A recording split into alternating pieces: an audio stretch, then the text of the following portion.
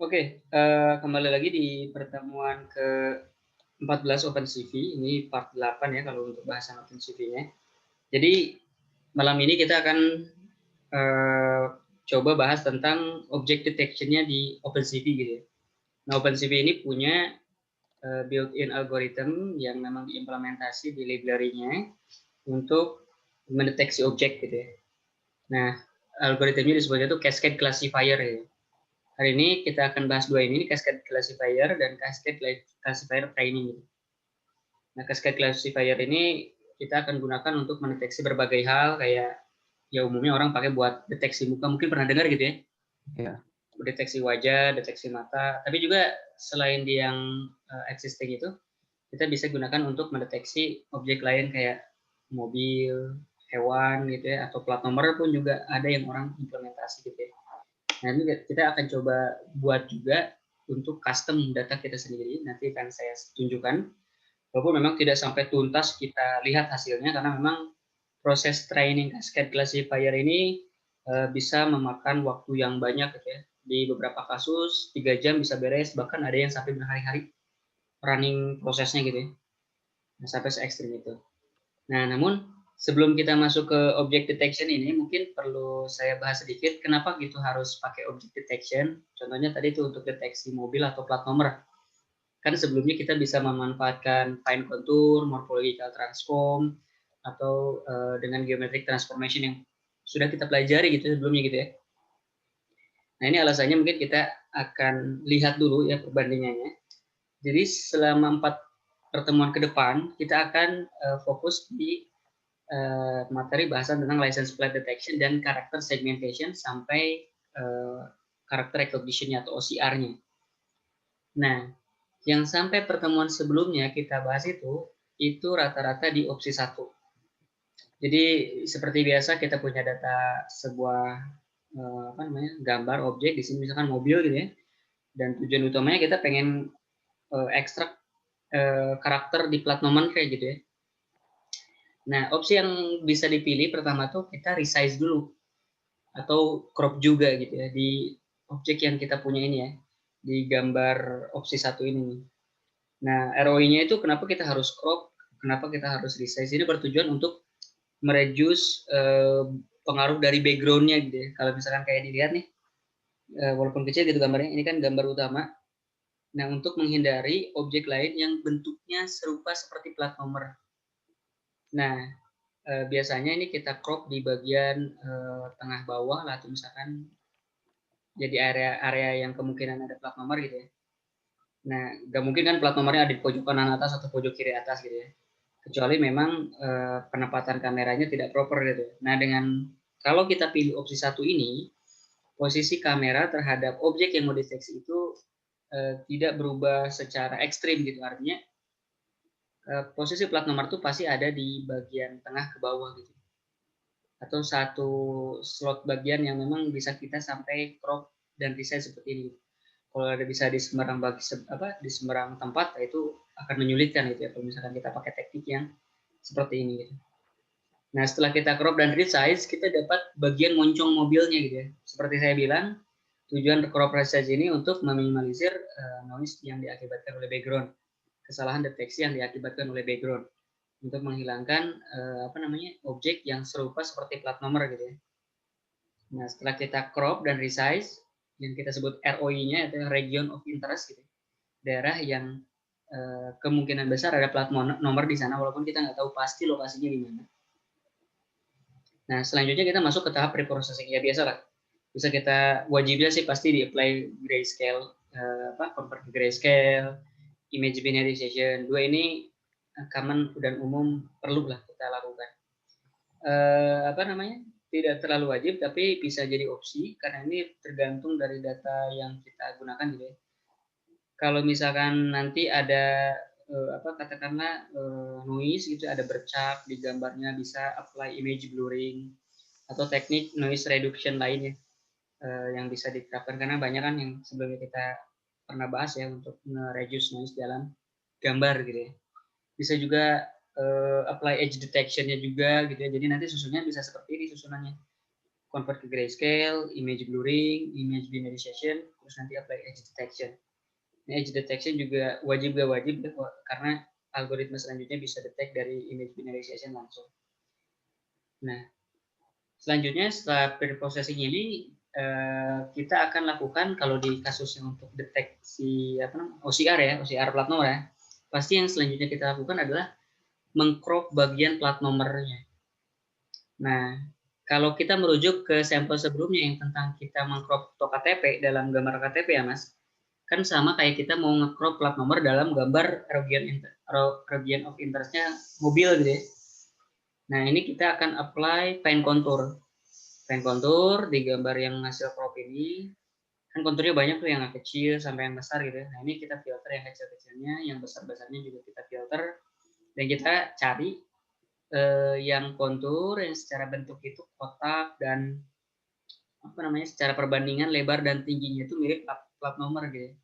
Kalau plat nomor itu kan dia cenderung persegi panjang, nggak mungkin vertikal gitu, kecuali kalau mobilnya posisinya fotonya kebalik gitu ya, rotate 90 derajat. Nah, itu baru beda kasus.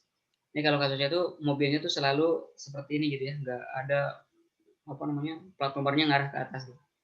Nah, dengan seperti ini kita bisa tahu kalau perbandingan lebar dan tinggi plat nomornya itu selalu konsisten. Katakanlah itu tinggi terhadap lebarnya itu 3 kali tingginya gitu ya kalau plat nomor, atau sampai 4 kali tingginya, karena rata-rata seperti itu. Nah, kalau misalkan kita udah punya plat nomornya seperti ini, ya gampang. Selanjutnya kita apply segmentation.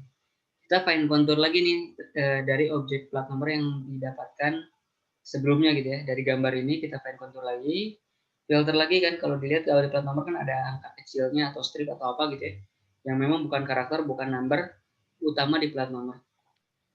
Nah, nanti kita bisa lakukan segmentasi karakter seperti ini yang sebelumnya pernah kita lakukan juga ya. Nah, kalau udah per karakter kayak gini, selanjutnya kita tinggal apply ke algoritma OCR.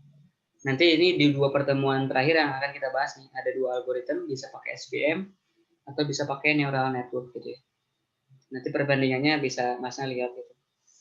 Kedepannya juga bisa pilih mau pakai algoritma yang mana.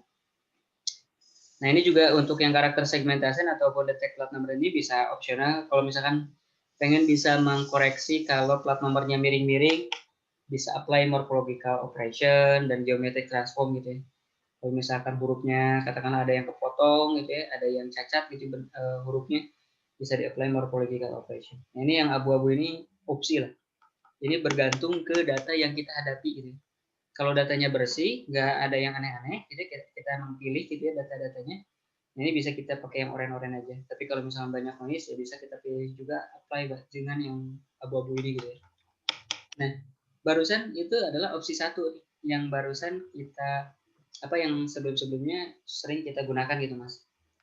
Nah, kelebihannya 1, ini secara pemrosesan cepat karena memang tekniknya itu sederhana. Kita atur sedemikian rupa sehingga bisa dideteksi, bisa disegmentasi karakter semacam ini. Nah, cuman kelemahannya adalah memang gambarnya itu nggak bisa macam-macam gitu. Nggak bisa misalkan posisi mobilnya kebalik 90 derajat gitu ya, atau misalkan posisi mobilnya itu banyak sembarang arah gitu ya. Nah, itu yang bakal susah gitu. Atau misalkan tampak serong banget sehingga bakal susah dikenali sama si geometric transform untuk diperbaiki gitu ya orientasinya. Nah, itu bakal susah. Dan kalau sumber gambarnya itu dari beragam arah gitu ya, atas bawah, itu nggak bisa. Kalau di opsi 1 ya. Jadi opsi 1 paling ideal kalau misalkan objeknya seragam di sudut pengambilan 45 derajat gitu, atau dari tepat depan gambar mobilnya gitu ya. Itu bisa nih di opsi 1. Opsi 1 cocok diterapkan kalau misalkan kameranya, device-nya itu ada di semacam kayak gate gitu Mas. Gate masuk parkir atau gate keluar masuk tol gitu ya. Karena kan pasti posisi mobil terhadap kamera itu konsisten gitu. Nah, kalau misalkan kayak penerapan kameranya itu kayak di lampu merah, di bawah jembatan, posisi gambar mobil yang ke capture bisa aja banyak, beragam arah, dan segala macam gitu kan. Yang nyerok kemana ke sini gitu ya, dan bentuk plat nomornya juga bisa jadi kecil gitu ya. Nah, itu kurang cocok kalau pengimplementasinya seperti itu. Itu opsi 1. Nah, dengan segala kekurangannya seperti itu. Nah, selain opsi 1, di selanjutnya ada juga opsi 2 yang akan kita pelajari hari ini dan pertemuan selanjutnya. Nah, di sini kita akan coba lakukan proses yang lebih canggih untuk melakukan beragam hal nih, seperti untuk nyari region of interest, detect plat nomor, dan kalau OCR-nya tentu saja ya pakai algoritma machine learning atau deep learning ya. Nah, terutama yang akan kita perbaiki dari opsi 1 itu dengan adanya opsi 2 adalah bagian mencari region of interest dan mencari posisi plat nomornya di region of interest yang kita dapat. Nah, ini cocok kalau misalkan gambar yang kita punya ini sembarang gitu, banyak, bisa jadi gambarnya dari segala arah dan nggak teratur gitu ya. Nah, contohnya gambarnya kayak begini nih. Ini ada banyak objek gambar dan kita tahu juga bisa aja orientasi plat nomornya beragam gitu ya. Nah, kita bisa terapkan yang namanya object detection. Ada cascade classifier yang akan kita bahas malam ini, ada YOLO object detection. YOLO object detection akan kita bahas di pertemuan selanjutnya. Nah, ini bisa otomatis mendeteksi mobil atau apapun yang kita memang punya gitu modelnya. Contohnya kalau misalnya kita gunakan YOLO atau cascade classifier untuk mendeteksi mobil, otomatis nanti kita bisa secara otomatis mengcrop bagian mobilnya saja. Nah, bagaimana dia tahu ini bagian mobilnya? Nah, itu udah urusan algoritma. Gitu ya. Dia punya kecerdasan sendiri untuk merecognize kalau ini mobil gitu ya. Nah, setelah dapat mobilnya seperti ini, ya baru kita apply ke preprocessing. Grayscale, image binarization. Bahkan di tahap untuk mendeteksi plat nomornya, kita nggak perlu pakai fine contour lagi gitu ya, atau mengapply morphological operation dan geometric transformation. Sorry. Ini bisa langsung dari ROI gambar mobil yang kita dapat, dicari lokasi plat nomornya gitu ya. Nah, seperti ini. Nah, setelah dapat plat nomornya, tahap selanjutnya karakter segmentasi ini sama. Kita bisa lakukan fine contour biasa, dan di tahap OCR-nya nanti kita bahas di 2 pertemuan terakhir gitu ya. Ada pakai SPM dan neural network. Nah, mungkin saya akan tunjukkan ini di bawahnya ada program sampelnya. Kalau yang kita pakai opsi 1 gitu ya. Nah, pakai opsi 1, ini ada beberapa function. Sebelum saya bahas functionnya, mungkin kita lihat di bagian sininya nih. Nah, ini mirip dengan yang saya jelaskan barusan ya. Jadi pertama baca dulu plat nomornya, baca dulu gambar. Ini saya pakai plat nomor 6. Nah, ini saya punya gambar ini nih. Plat nomor 6. Terus setelah plat nomor 6 saya panggil function preprocessing. Ini ada di sini. Di sini akan melakukan resize dan crop untuk mencari region of interest ya. Nah, ini lokasi cropnya ini kita set manual. Di X keberapa sampai X keberapa, Y berapa sampai Y berapa gitu. Udah dapat baru kita convert ke grayscale, baru didapatkan hasil thresholdingnya. Gitu. Setelah itu baru saya cari konturnya untuk dicari area plat nomornya seperti yang kita barusan bahas di sini ya. Nah, di sini saya pakai get contour, find contour, pakai return CC1P, approx simple. Ini saya filter ya. Saya filter karakter yang oke atau enggak gitu. Jadi yang kecil, yang besar, yang terlalu besar saya reject gitu. Dan di sini juga saya apply sort contour ya, biar konturnya ngurut dari kecil ke besar. Nah, setelah saya dapat gambar plat nomornya nih, bagian yang kira-kiranya benar-benar plat nomor. Nah, ini saya baru apply lagi kontur untuk nyari karakter masing-masing karakter ya. Nah, gambarnya yang di feeding itu dari hasil crop plat yang pertama nih, dari hasil thresholding pertama, dari hasil get contour dapat konturnya, dapat gambar posisi plat nomornya, benar-benar plat nomornya, gambar plat nomornya baru di get contour lagi, cari konturnya lagi. Nah, ini dapat kontur untuk masing-masing karakter. Setelah dapat kontur masing-masing karakter, baru dah saya crop satu-satu karakternya, baru saya show gitu satu-satu karakternya. Nah, kurang lebih seperti ini. Ini contohnya saya running ya.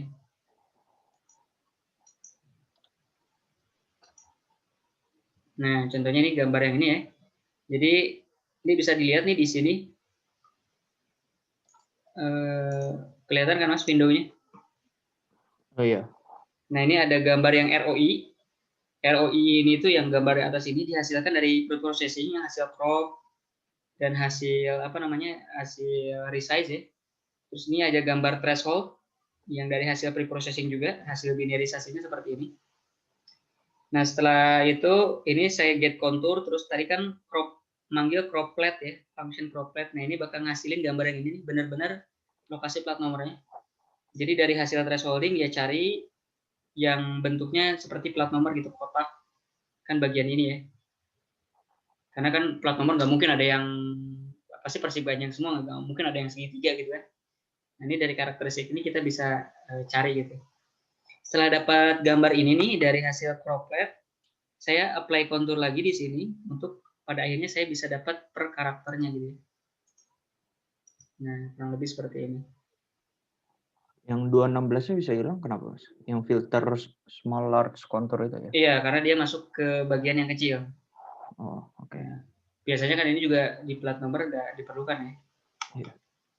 Tapi kalaupun mau disertakan boleh, itu berarti kita masukin tuh region apa namanya? Kan ada tuh perbandingan apa tinggi besarnya gitu ya. Dikira-kira aja nih rasio ukuran yang kecil besar berapa.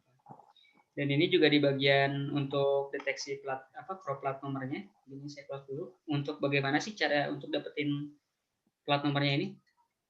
Nah, ini kan dia manggil kontur dulu. Udah dapet kontur, panggil si croplet ya. Ini function yang croplet. Dan di sini tuh dia akan melakukan proses pencarian ya. Bentuk kotak yang sama. Nah, terus dia akan coba ya filter lah kalau ada yang kira-kiranya bukan plat nomor, dia bakal reject. Cara untuk ngefilternya itu sebenarnya dia nggak benar-benar nyari ini, Mas. Nggak benar-benar nyari kotaknya yang di luar sini.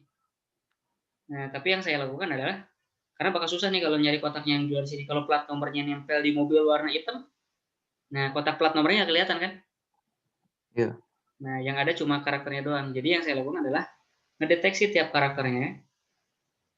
Kan tiap karakternya ini ada kotak-kotaknya. Kita bisa cari bonding box-nya kan, pakai rectangle bonding rec ya. Iya. Nah, ini saya cari nih rectangle paling kiri sampai rectangle paling kanan. Dan saya cari pojok kanan atas sama pojok kiri bawahnya. Gitu. Sehingga saya bisa dapetin posisinya kayak begini. Nah, bagaimana saya bisa mencari paling kiri sama paling kanannya? Nah, makanya tadi ada fungsi sorting. Untuk nge-sorting untuk nge-sorting si plat nomornya ya. Nah, yang saya lakukan pertama karena bisa jadi kan di hasil cropan walaupun kita tadi di atas udah apply yang bukan yang karakter kecil ataupun yang karakter besar gitu ya, di sini gitu ya kita reject gitu ya, atau kontur besar kita reject, kontur yang paling kecil juga kita reject. Nah, di sini juga saya make sure lagi untuk nyari similar rectangle nih. Similar rectangle itu yang kira-kiranya tinggi dan lebarnya itu mirip-mirip gitu, nggak aneh-aneh. Nah, ini saya coba cari rata-rata di tiap kotak yang dideteksi nih. Kotak yang dimaksud itu adalah kotaknya ini nih, kotaknya tiap karakter ya. Nah, rata-rata kan tinggi dan lebarnya mirip-mirip kan. Kecuali mungkin angka 1 lebarnya lebih kecil gitu ya. Tapi kalau misalkan di sini ada ke detect object gitu ya, yang lebih besar pasti ke reject gitu.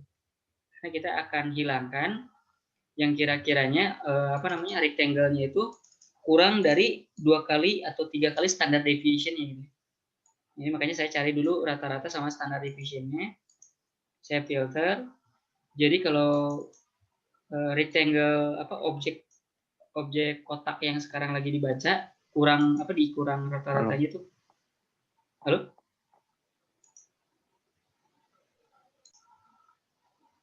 Nah, jadi kalau misalkan kurang dari berapa kali, ini kan n ya, variabel bisa kita tentukan. Misalkan ini defaultnya 2 kali standar deviation-nya, berarti dianggapnya tuh kotak nggak benar-benar kotak gitu ya.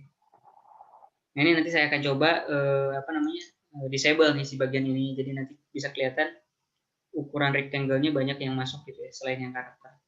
Nah, untuk nyari rectangle yang paling kiri dan paling kanannya ini pakai min max saja nih, dicari paling minimum.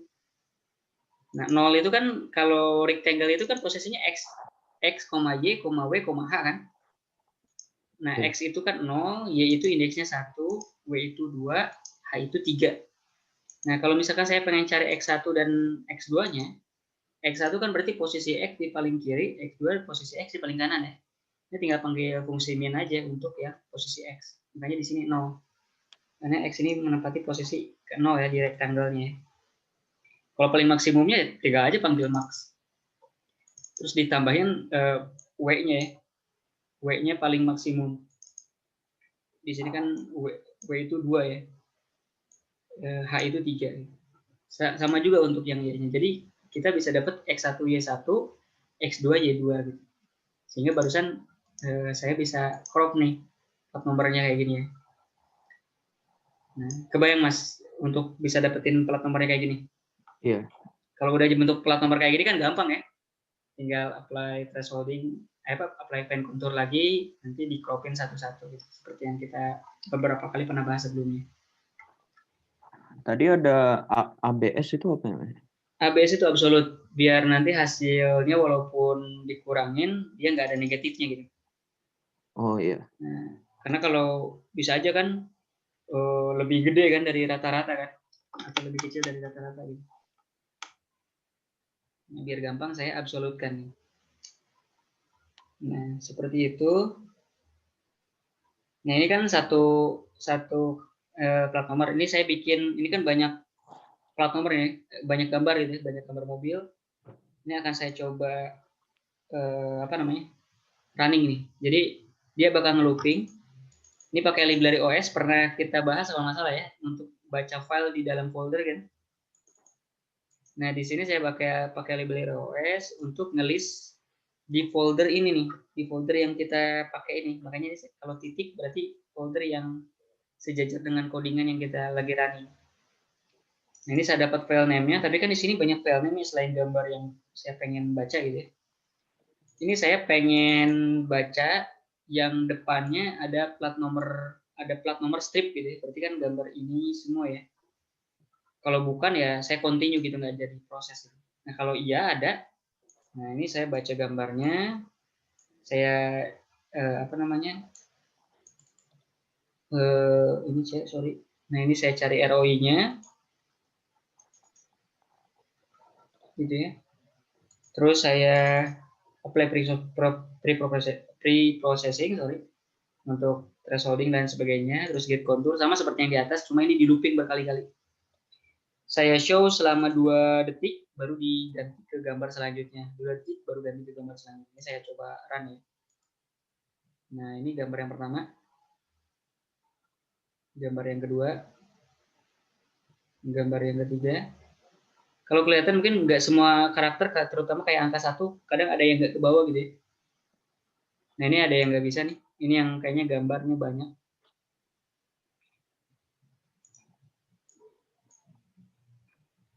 Kalau kayak tadi itu angka 1 nggak ke bawah, itu perlu kita adjust width dan height-nya ya. Si kontur 1 itu kira-kira masuknya berapa? Mungkin terlalu besar, kita kecilin lagi karena kan width terhadap height-nya si angka 1 lebih kecil dibandingkan karakter lain gitu ya. Nah, itu barusan seperti itu. Kalau bisa misalkan kita lihat tadi ya, di gambar yang berapa tadi ya? Nah, ini gambar 14. Kalau saya running di sini ya, gambar 14.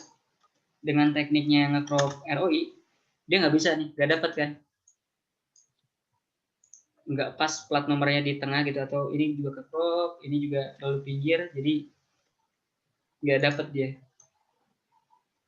Nah, sehingga cara paling mudahnya itu yaitu gimana caranya ya gambar yang di feeding itu kurang lebih lokasi plat nomornya itu di area tengah bawah lah, paling enaknya gitu ya. Makanya tadi kan semua sampel yang saya pakai posisinya itu di tengah bawah. Mau miring juga nggak masalah gitu, asal di bagian tengah bawah. Nah, kayak gini ya. Area tengah bawah, nggak di sisi sini ataupun di sini gitu ya. Nah, kalau misalkan Masnya batasi penelitiannya dengan cara seperti itu, teknik ini cukup gitu. Teknik copy 1 ini cukup. Gitu. Yang ini masih belum ditambahin morphological ya? Belum morphological. Jadi kalaupun tadi pakai gambar yang miring, karakter yang ke crop juga miring-miring dia. Iya. Coba aja lihat ya. Ini kan nampak depan, ini depan, misalnya ini ya. Ini miring, kelihatan sedikit miring, ada yang lebih miring nih.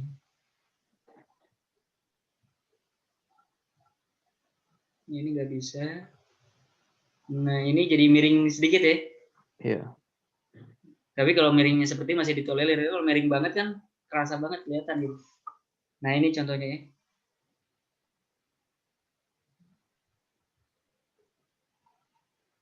Nah, ini selebihnya kayak ngehilangin atau ada yang nggak ke bawah. B-nya ya, B-nya. Ada yang nggak ke bawah ya. Iya. Yaitu perlu di-adjust tuh lebar tingginya. Memang nggak apa namanya? Perlu cari angka yang sesuai lah. Itu juga di atas saya ngasal-ngasalan, belum saya cari-cari yang bagus. Apalagi kalau nanti masih punya data set yang banyak kan. Nah, memang kalau taggingnya seperti ini, nggak semuanya bisa 100% keambil gitu. 70% keambil, maksudnya 70% dari gambar yang kita punya bisa ke ekstrak plat nomornya dengan baik, itu udah bagus banget. Karena memang susah kalau dengan teknik yang opsi 1 seperti ini gitu ya. Nah, itu opsi 1 Mas tuh ceritanya kayak gitu. Yang selama ini sering kita pelajari per partnya gitu ya. Nah, barusan bisa kita gunakan untuk sampai mensegmentasi karakter, tapi belum sampai ke di-apply ke algoritma OCR ya untuk di-recognize ini karakternya apa. Sampai sini ada yang mau tanyakan, Mas? Palingan ini aja, saya masih belum bisa ini. Itu Belum bisa. mungkin dari setelah yang di-download mesti ada yang di itu dulu apa gitu ya? Saya Untuk masih yang belum. codingnya ini, Iya, masih di run masih belum muncul. di run belum muncul. Mau di share screen? Oh ya, oke. Saya ini dulu ya. Saya jadiin host.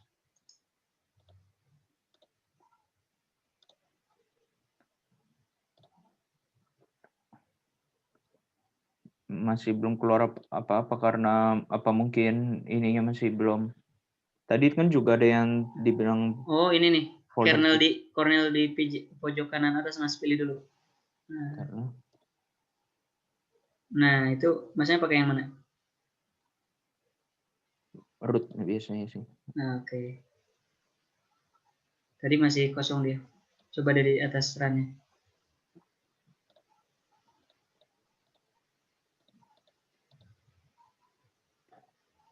Masih belum. Dia masih proses dia. Masih bintang ya. Oh ini ya. Nah, muncul. Tadi yang di bagian yang running, oh ini Nah, ya. ada 2 blok codingan, satu yang satuan, yang paling terakhir itu yang running. Dia next sendiri kok. Tiap 2 detik ganti. Itu yang pakai wait key-nya 2000. Oke. Yang ini Mas buat apa ini Mas nanti? Yang mana? Yang tadi disuruh download. Nah, itu buat apa namanya? Cascade classifier. Ini sekarang kita akan coba bahas. Oh, oke. Perlu diupload ke sini? Perlu ya? Nggak perlu, itu install aja gitu. Oh, oke. Nggak perlu di-upload ke project yang ini.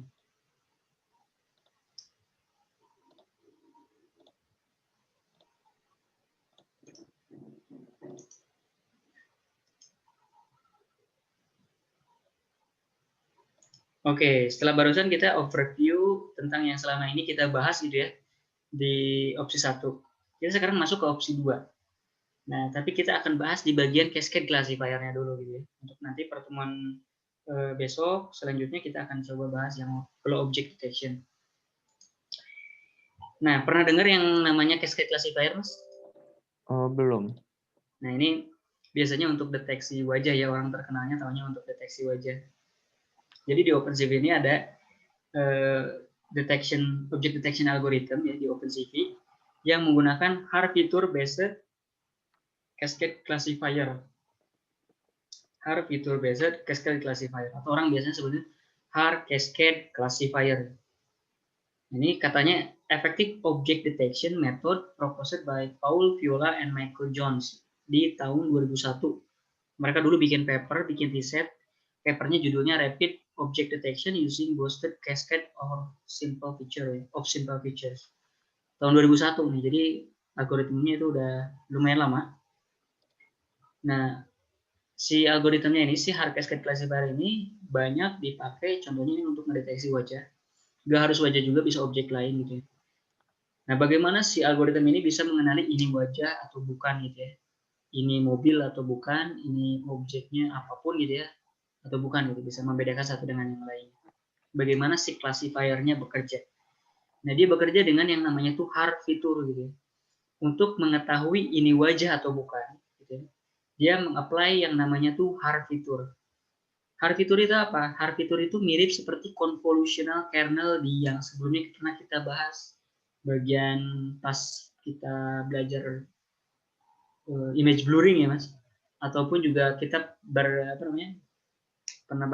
lihat juga, pernah bikin kernel di morphological transform ya. Nah, hard fitur juga sama gitu ya. Cuma hard fitur ini matrix gitu ya, bentuknya tuh hitam putih kayak gini. Hitam putih gini, ada bagian hitam, bagian putih gitu.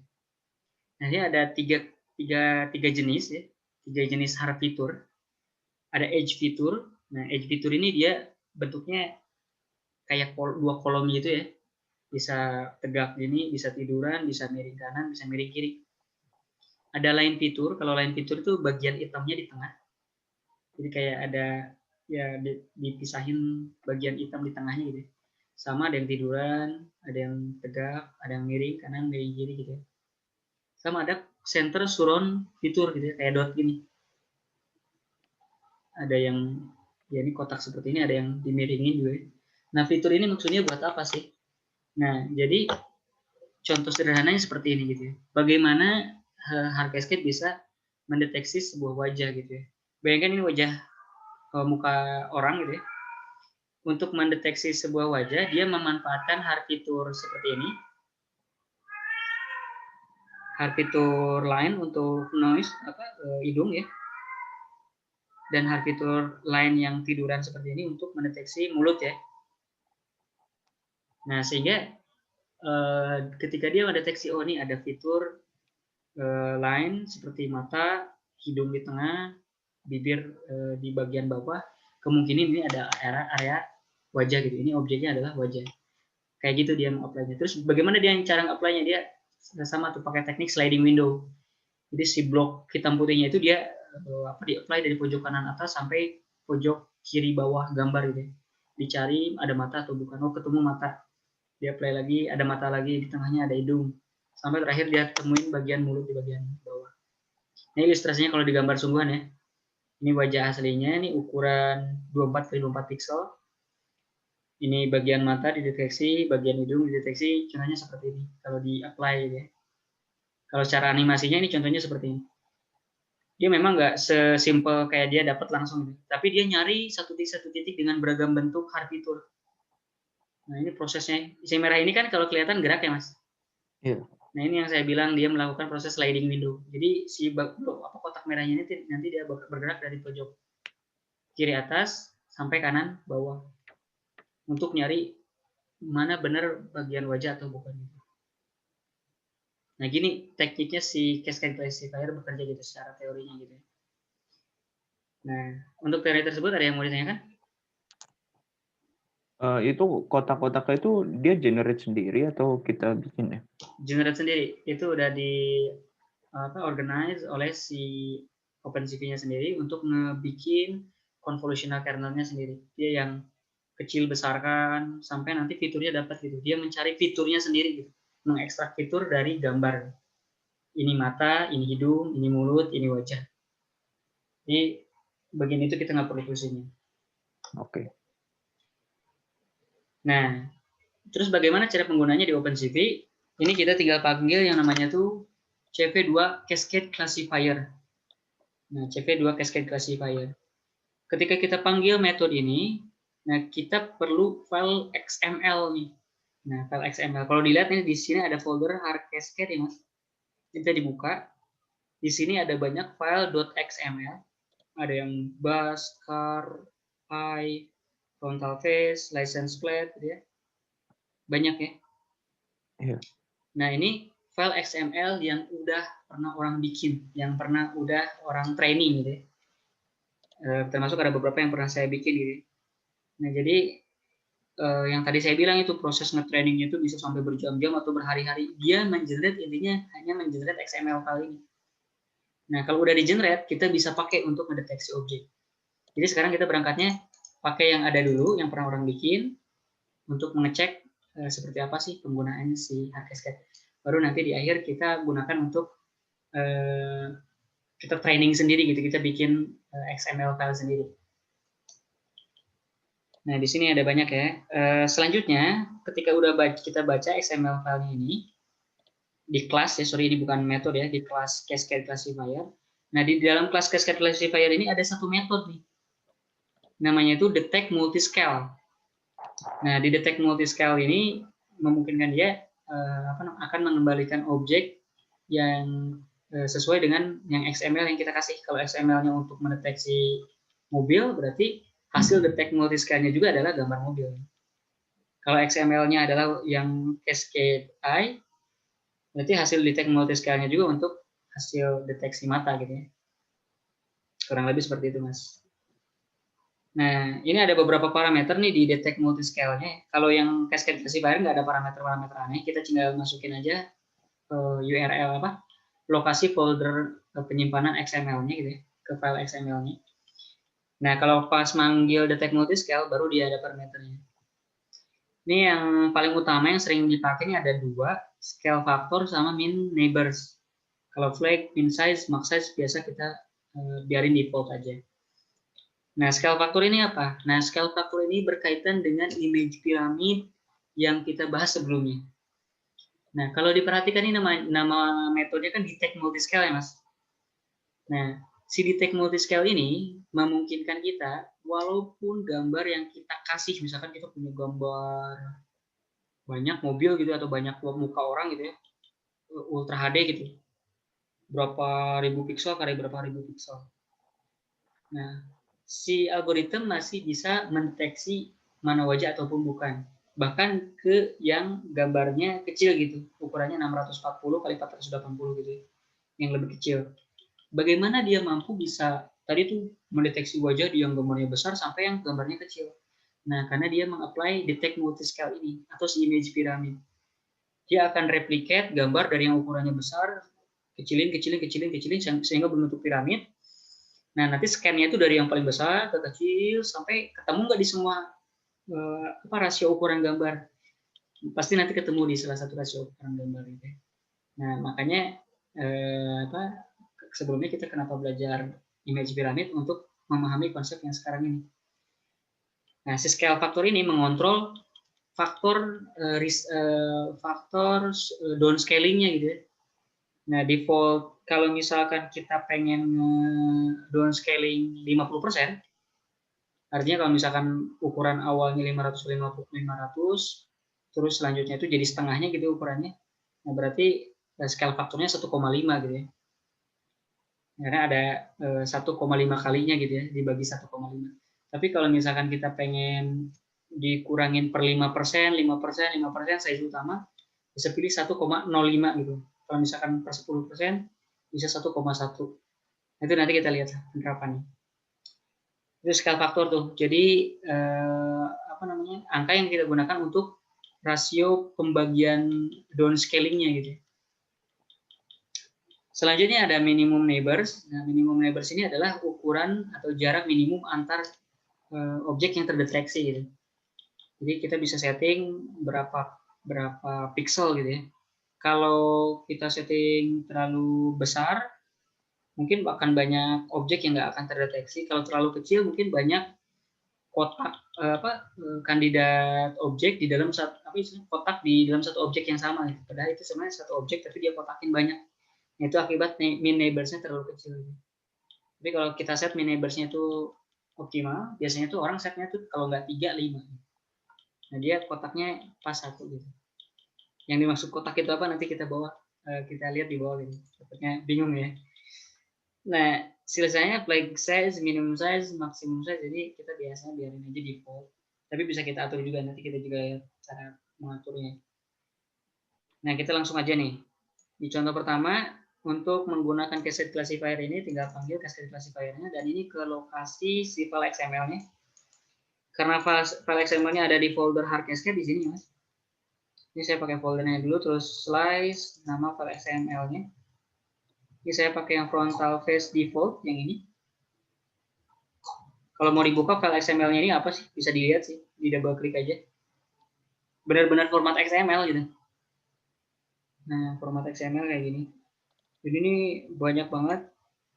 Yang ini nge-generate-nya tuh nanti si OpenCV ya, pakai via Cascade Training ya.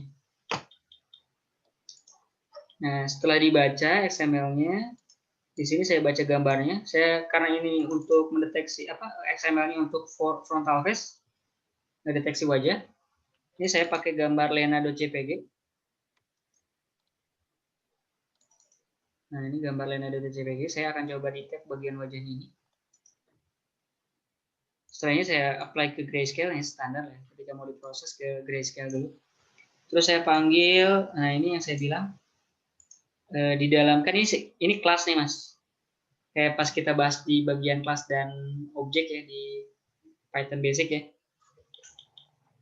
Ini dari kelas cascade classifier saya bikin objek cascade.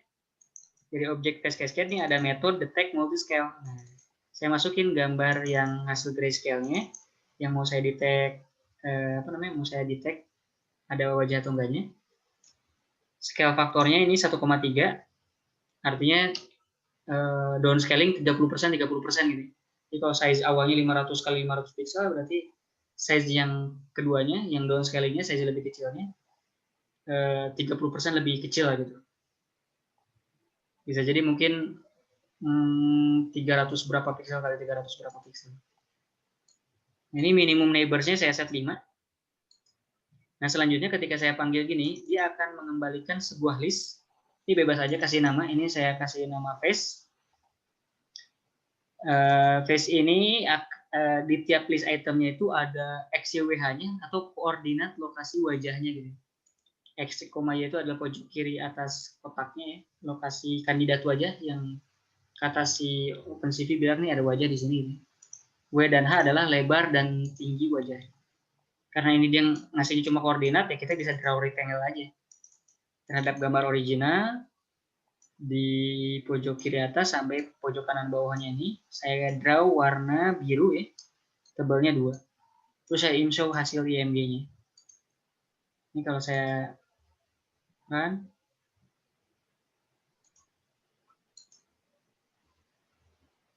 sorry, masih no kernel.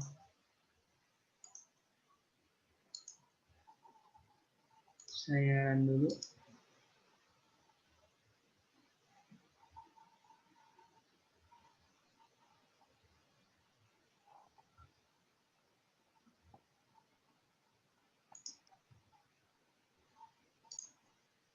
Ini baru saya running.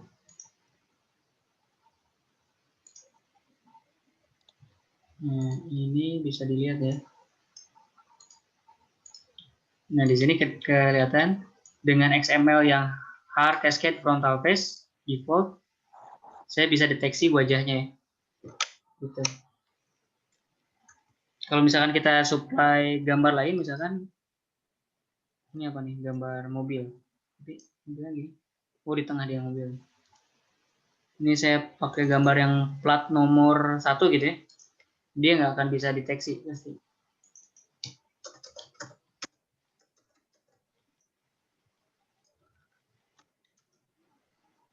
Nah, dia nggak nemu apa namanya, nggak nemu wajah di sini.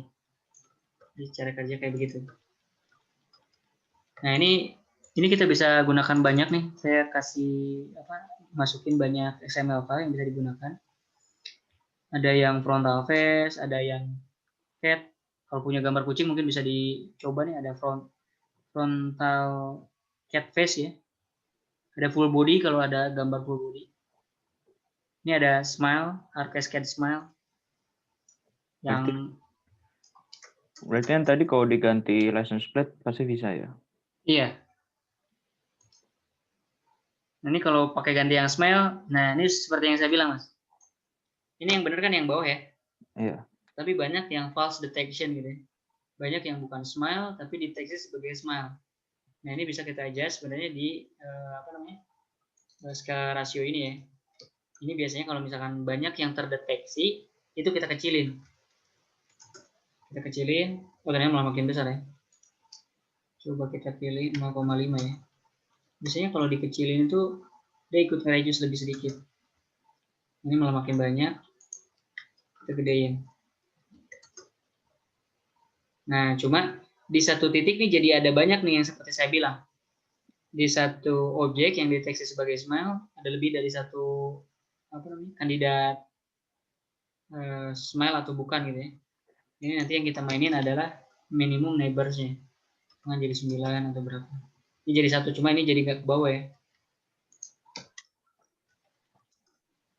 Nah, ini tetap ada yang masih dianggap smile.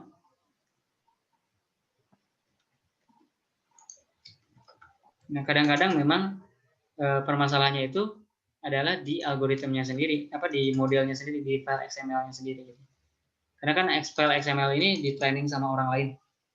Jumlah dataset yang digunakan gitu ya, itu nanti berpengaruh terhadap akurasi hasil deteksinya. Kalau misalkan kita lihat tadi yang frontal face kan dia lebih akurat ya dibandingin yang smile ini ya. Kalau punya gambar full body mungkin bisa dicoba juga. Nah, selanjutnya nih ada juga hard cascade yang eye ya. Ini saya juga punya gambar eye.jpg ya, yang pernah kayaknya kita pakai di Home Transform. Kita akan coba deteksi matanya nih. Ini kita coba deteksi pakai yang hard cascade eye. Selebihnya sama ya.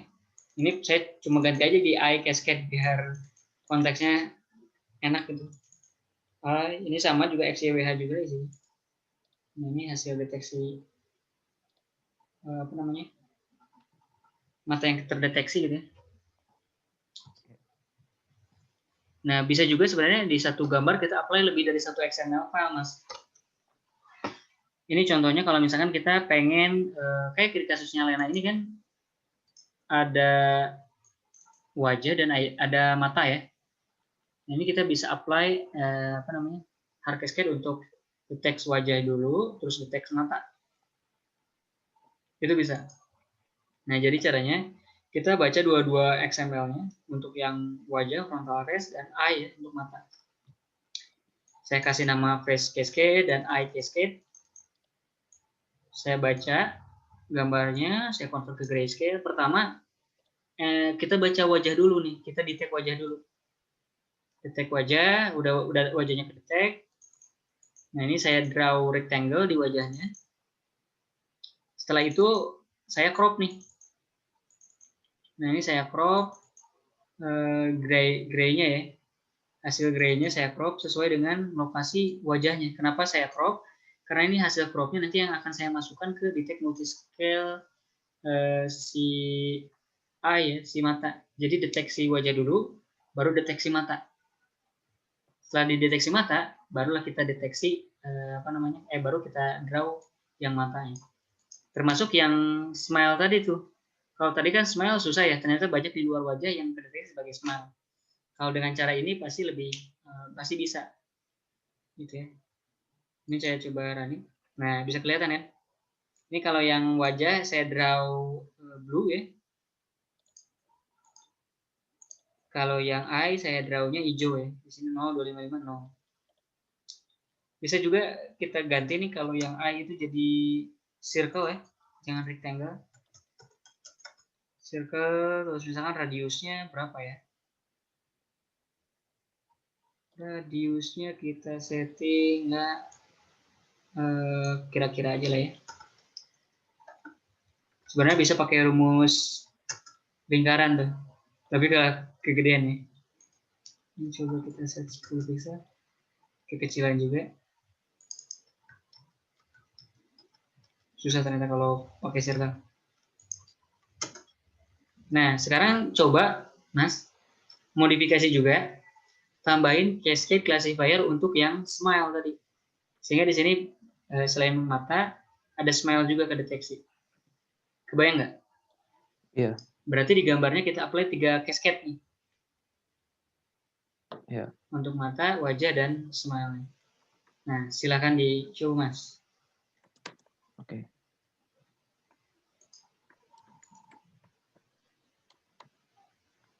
Ya. Nah, selain itu juga kita bisa gunakan untuk license plate detection. Ini ada orang yang bikin juga license plate detection XML-nya gitu ya.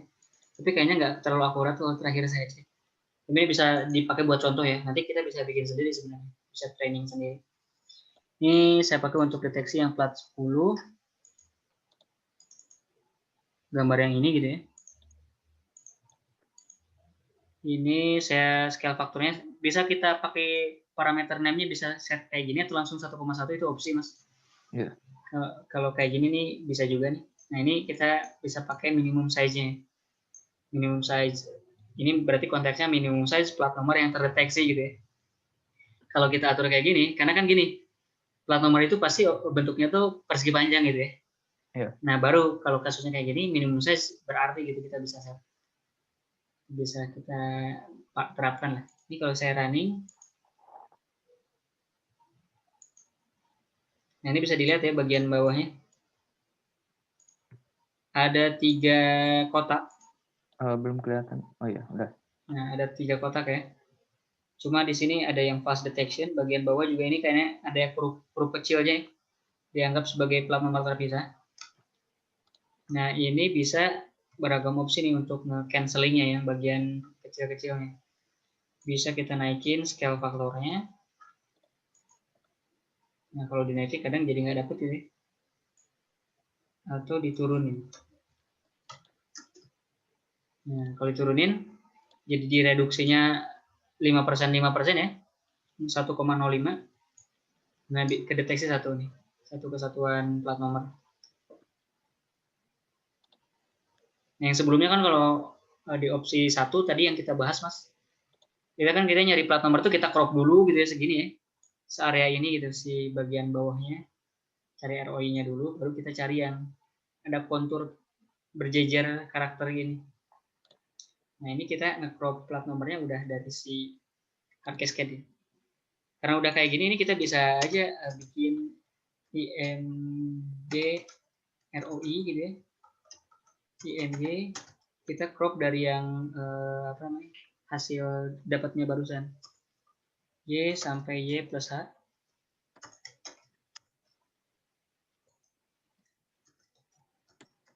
Nah, terus di sini bisa saya in-show aja.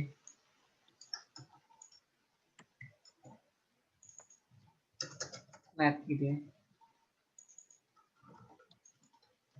Nah, kalau hasilnya ini saya crop, saya simpan di variabel baru, ROIMG, itu saya show. Ini yang ke crop malah sedikit ya. Oh, salah. Bukan Y plus X plus W. Nah, gini.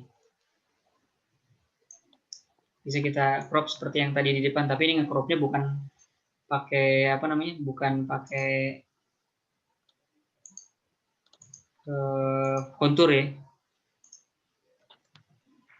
Nah, kurang lebih kayak gitu tuh. Bisa kita gunakan untuk license plate.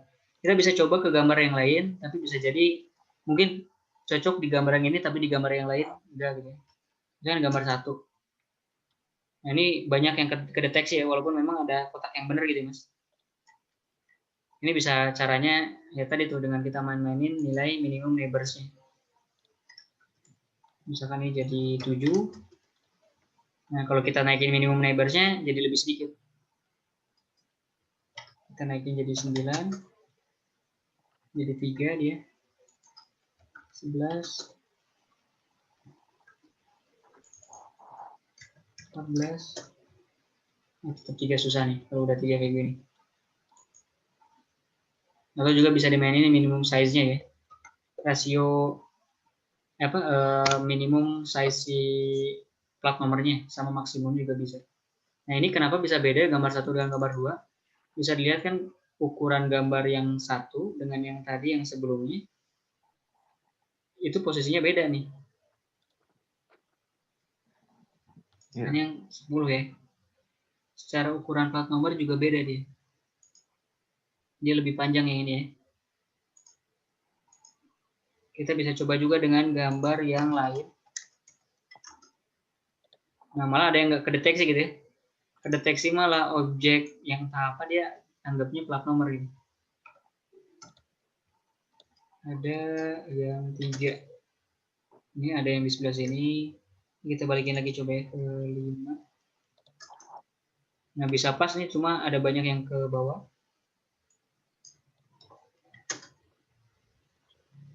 Kalau kita naikin malah banyak yang nggak ke bawah. Kita set 3. Nah, nih. Cuma banyak yang fast detection ya. Kalau plat nomor 4,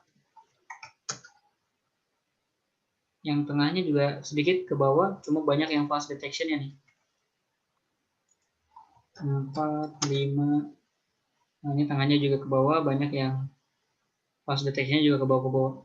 Padahal nggak mirip sama sekali kayak plat nomor ya. Tapi kenapa bisa ke bawah? Nah, itu pertanyaannya. Nah, ini bisa diakibatkan oleh si license plate XML ini nggak terlalu bagus. Mungkin dataset yang dia pakai, karena dulu kalau masalahnya saya dapat dari yang dia nge-training pakai plat nomor Rusia. Jadi secara bentuk mungkin beda, secara rasio ukuran beda. Bahkan mungkin kalau di plat nomor Indonesia kan warnanya hitam ya backgroundnya ya. Mungkin di Rusia warna putih atau gimana gitu. Nah, itu ya untuk deteksi plat nomor. Juga di sini saya punya untuk deteksi mobil gitu ya. Karena kan tadi kalau kita bahas yang di opsi 2 itu si hard cascade ini selain untuk mendeteksi plat nomor bisa juga untuk mendeteksi mobil ya. Nah, ini saya pakai Cars 4. Cars video berarti ya. Nggak ada Cars 4, nggak ada. Cars video ya. .xml. Sorry, ini mah ini ya bener ya. XML-nya. Cars saja nih, pakai yang Cars saja. Ada banyak gitu, nanti kita bisa coba satu-satu. Cars.xml. Saya apply ke plat nomor 14. Nah, ke yang banyak ini ya. Bisa di-tag nggak dia? Nah, banyak yang nggak kedetek. Tapi kalau kita pakai Cars 4,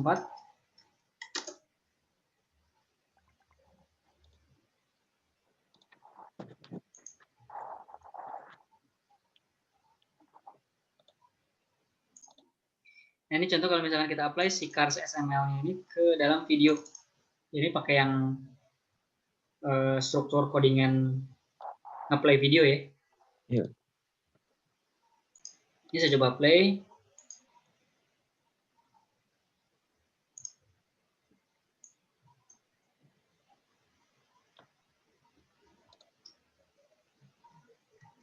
Kayaknya ini, ini saya resize dulu ya, kegedean tadi gambarnya. Saya uncomment resize-nya. Nah, kalau kecil dia lebih cepat tuh. Itu perbedaannya kalau misalkan apply videonya frame-nya gede, bisa jadi berat dia.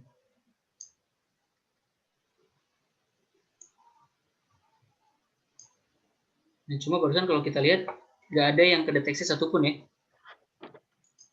Ininya mungkin bisa jadi terlalu gede.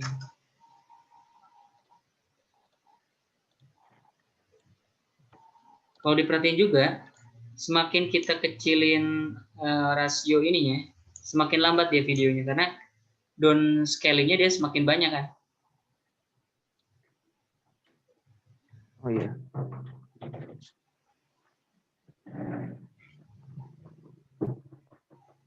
Itu berapa ya pas ya?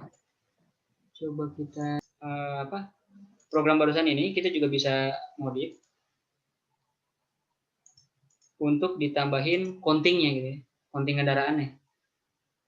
Jadi kita bisa hitung ada berapa kendaraan gitu ya. Nah, ini di bawahnya ada codingan kalau misalkan kita mau apply counting ya. Atasnya sama, kita baca dulu kita resize, kita convert ke grayscale, detect multiscale cars, dikotakin yang kedeteksi sebagai carsnya. Nah, di sini saya simpan temporary variable namanya prefit. Jadi untuk ngecek apakah mobilnya ini mobil atau bukan gitu, untuk di counting ya. Kalau misalkan dekat gitu ya di lokasi garisnya, jadi saya draw garis gitu di satu posisi. Mungkin saya show dulu biar kebayang. Ini ada error. Oh ini sorry, ini adanya cars 3 ya. Cars 3, cars doang ya. Nah ini saya kelihatan videonya mas? Iya. Ada satu garis. Kalau dia lewat garis ini yang pink ini nih, si kotak mobilnya yang warna kuning, dia countingnya bakal naik. Ini contohnya 3. Kalau pas di bagian ini dia kedetek sebagai mobil naik harus 4 kan. Nah ini sebenarnya sederhana sebenarnya pengimplementasiannya. Kita pertama saya cari dulu posisi tengah ininya si kotak kuning untuk tiap mobil. Saya kasih nama CY. Tengah terhadap Y-nya aja. Itu posisi Y si mobilnya dibagi setengah dari H-nya. Itu kan pasti bakal posisi tengah kotak kuningnya. Nah terus saya kurangin kalau misalkan C-nya ini ada di sekitar atas bawah 30 pixel gitu ya, dari garis yang dibikin, garis yang ini nih garis apa nih? Ungu ya. Kan ada garis ungu. Kalau kotak kuningnya terdeteksi 30 pixel atas, 30 pixel bawah area ungu ini, nah itu dia bakal countingnya naik. Countingnya bakal tambah ke 1, nah di sini bakal di show aja hasil counting terakhir. Kayak gitu tuh. Nah ini simple counting sederhana lah. Nah ini tadinya mau ditasin, tapi karena kode juga udah kelihatan ya. Ini saya tunjukin aja. Modifikasi lainnya juga bisa kita tambahin kayak direction ya, up and down gitu.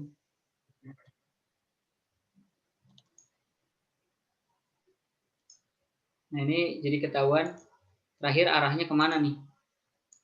Counting dan direction mobilnya. Ini barusan up. Nah ini yang mau datang directionnya kemana? Down gitu, 3. Nah ini gimana nih modifikasinya sebenarnya dari yang atas ini setelah barusan kita dapat apa namanya detect bisa increment countingnya ketika ada kuning melewati area warna apa ungu ini ya if y-1 kurang 30. Nah ini kita cek nih kan kalau barusan cuma di detect kayak gini aja, di bawahnya nih saya cek nih kalau previous y-nya lokasi y terakhirnya itu lebih besar daripada posisi tengah y sekarang. Nah ini berarti up kan. Kalau misalkan sebaliknya berarti arahnya down gitu. Kalau sebelumnya lebih kecil daripada yang sekarang berarti arahnya ke bawah gitu. Ini tinggal ditambahin kayak gini. Dibikin variabel namanya direction. Udah dibikin variabel direction kayak gini udah bisa di print aja. Directionnya string untuk direction yang kita define di sini. Nah itu tuh beragam penerapan si cascade classifier mas. Untuk mendeteksi mobil seperti ini contohnya gitu ya. Untuk vehicle counting, bahkan untuk tadi itu plat number detection gitu. Kalau di kasusnya memang untuk plat nomor gitu ya, berkaitan dengan plat nomor. Nah sekarang kan kalau misalkan tadi dilihat kan banyak yang XML itu ada yang akurat, ada yang enggak gitu. Dan kita harus adjust juga parameternya gitu kan, yang pas berapa. Nah sekarang kita akan coba overview gimana sih cara membuat file XML-nya sehingga kita kalau kedepannya punya dataset apapun kita bisa melakukan prediksi sendiri gitu, bisa menghasilkan XML sendiri.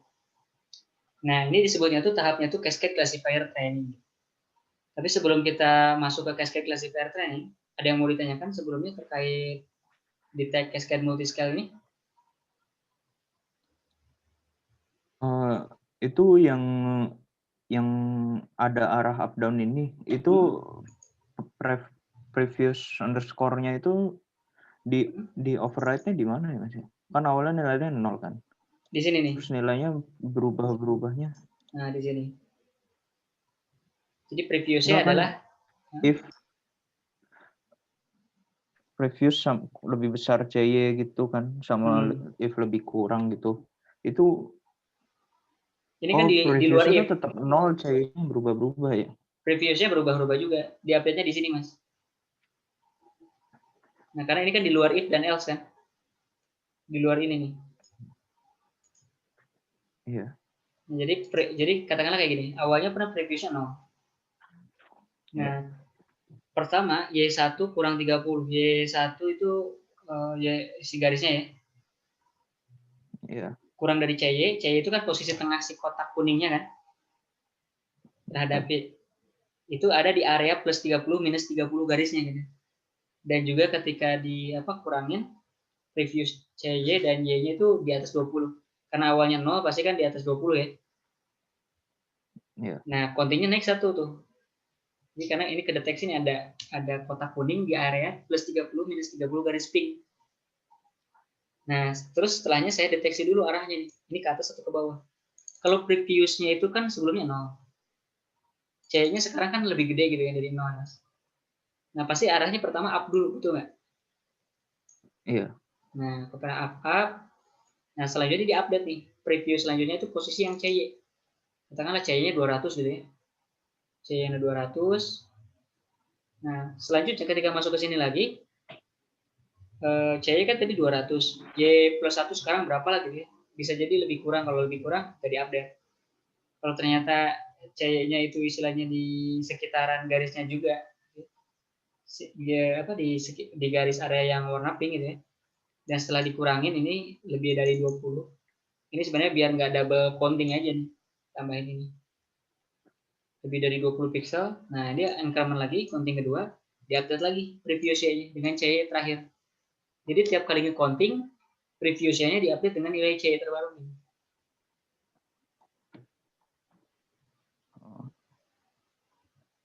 Masih belum kebayang atau gimana, Mas? Iya sih, cuman ya nggak apa-apa deh. Nanti saya coba lihat data. Oke. Nanti tanya aja kalau masih bingung ya setelah dilihat-lihat. Iya. Nah, itu tuh barusan untuk aplikasinya counting ya, counting vehicle.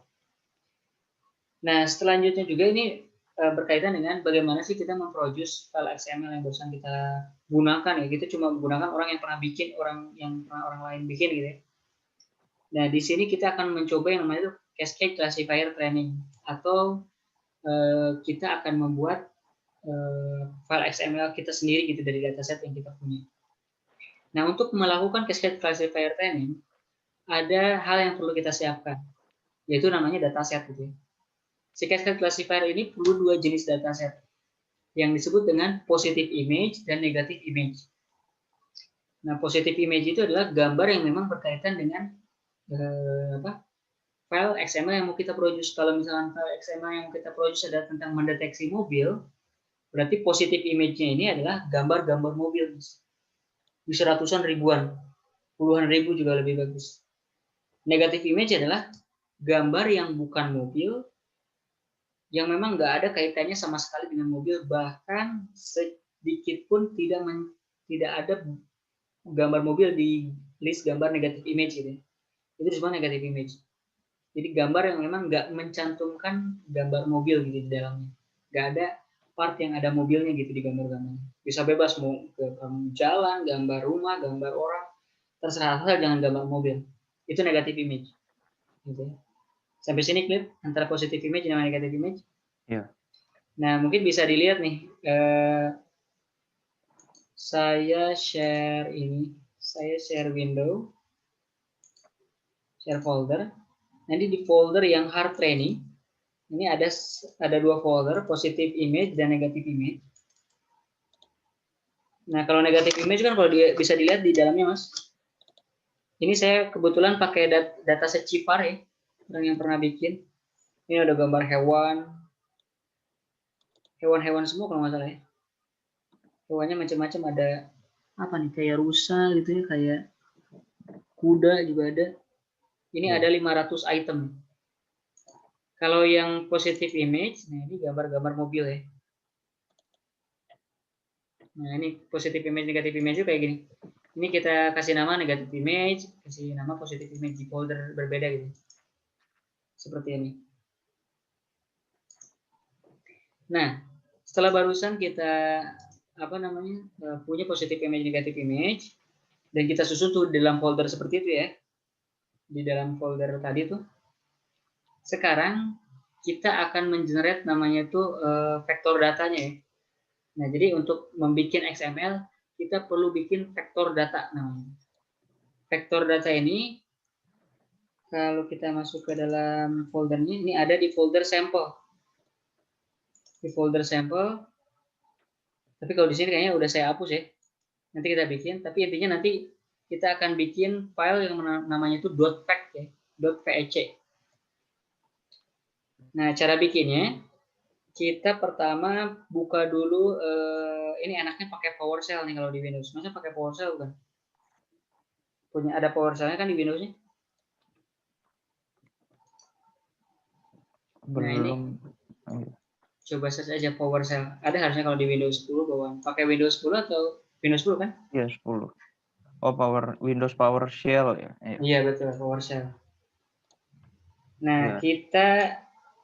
kita akan melakukan training. Jadi training si XML-nya bukan di Jupyter Lab, tapi kita pakai command syntax gitu. Ini saya cantumin perintah-perintahnya. Pertama kita bikin environment baru, Mas, namanya PY27. Menggunakan Python 27, ini ada typo, sorry. Python sama dengan 27 nih. Itu pakai sama dengan Mas di sini. Nah, selanjutnya di PowerShell yang udah kebuka, kelihatan ya PowerShell-nya? Iya. Kita create environment baru. Ini tinggal di copy aja, Mas. Kalau saya kebetulan udah ada.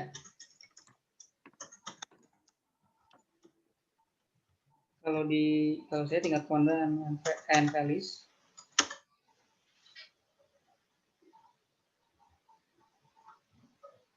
Saya ada tulisan the term conda is not recognized.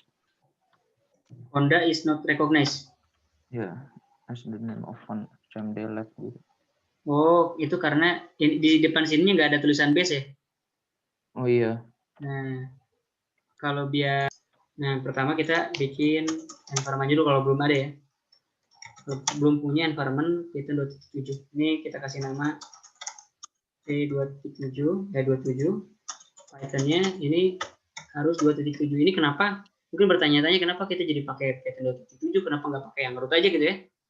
Nah, ini masalahnya tools untuk nge-trainingnya itu ini saya pakai yang punya orang, dia ngebikinnya pakai Python versi 2.7 gitu. Belum sempat saya porting ke versi 3 karena mungkin bakal text time, tapi daripada text time kita pakai yang ada dulu aja ya, dengan cara bikin environment baru. Nah, silahkan di-create, Mas. Ini kalau udah ada, nah ini already exist, bla bla bla. Iya. Nah, Lagi create ya. Kalau udah berhasil di-create, nanti conda activate aja. Activate environment-nya. Nah, kalau udah di-activate, conda activate. Nah, di samping kirinya nih, environment-nya jadi PY27.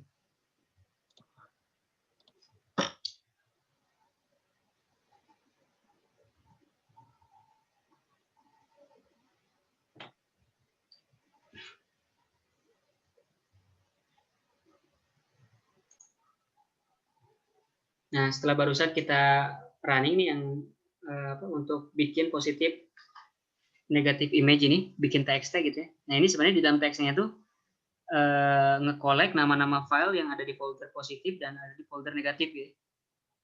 Kalau pakai Linux lebih sederhana nih. Tapi kalau pakai Windows pakai sintaksnya PowerShell. Yang masnya berhasil nggak? Kayaknya saya yang di bagian kirinya itu belum ada itunya. Belum ada apanya? Ini kan di enter terus munculnya itu di mananya, Mas? Nah, selanjutnya kita akan running Python create sample.py ini.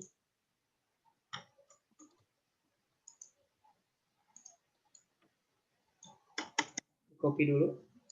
Kelihatan PowerShell saya, Mas?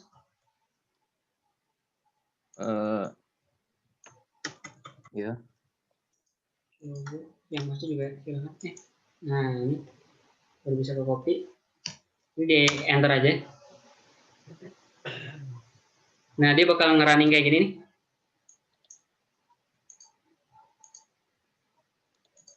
Creating, nah ini akan ada proses jalan terus sampai bawah. Ini dia bikin create positive sample dan menggunakan create sample py script dan bakal disimpan di folder sampel nanti. Kalau kita lihat tadi kan di folder sampel kosong ya.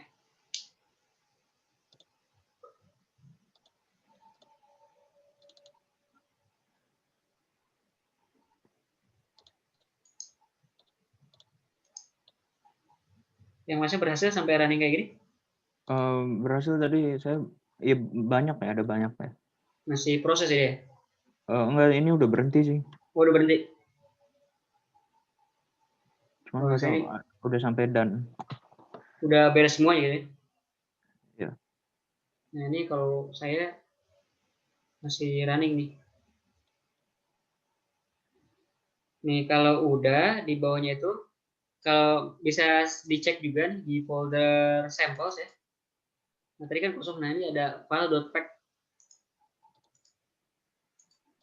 Nah ini file.pack ini adalah, ini kan nama-nama file di sampel positif nih. Jadi representasi vektor dari data gambar yang kita punya gitu. Cuma yang 0 doang. Cuma yang 0 doang? Iya. Di folder samples ya kan. Iya. Positifnya ada gambar banyak nggak? Ada yang di positive image-nya kan. Positif image-nya banyak kan gambarnya? Iya, ada ribuan itu kan. Yang ada sampai 3.000 4.000 itu. Tapi defect-nya cuma 1. Iya. Size-nya 0 bukan? 0 KB.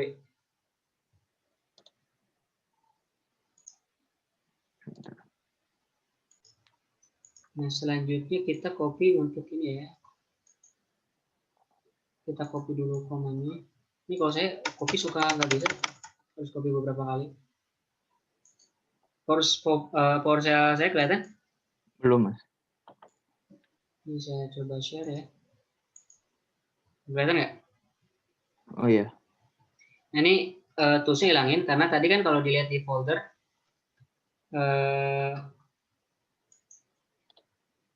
merek fact-nya bukan di ini ya, bukan di dalam folder tools. Jadi kita giniin aja.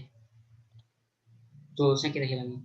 Ini kalau saya running, nah udah. Harusnya kebentuk sekarang apa namanya? Sample.pack gitu ya. Nah ini kalau bisa lihat di Jupyter saya ada samples.pack. Yang masnya muncul nggak? Bentar.